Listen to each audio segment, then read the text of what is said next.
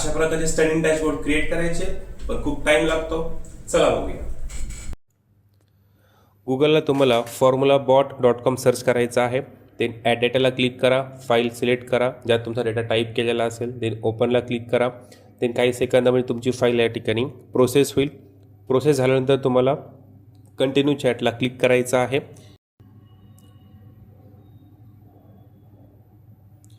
Then तुम्हाला खाली option दिलेला आहे जनरेट चार्ट्स, त्या ठिकाणी क्लिक करा. देन तुम्हाला कोणत्या प्रकारचा डॅशबोर्ड क्रिएट करायचा आहे तो टाईप सिलेक्ट करा. ज्यात तुम्हाला टाईम सिरीज व्हिज्युअलायझेशन आपण आता क्रिएट करणार आहोत त्याला तुम्हाला सिलेक्ट करायचं आहे. देन तुमची फाईल सिलेक्ट करा. देन राईट साईड कॉर्नरला रन ऑप्शन तुम्हाला दिलेला आहे, रनला क्लिक करा.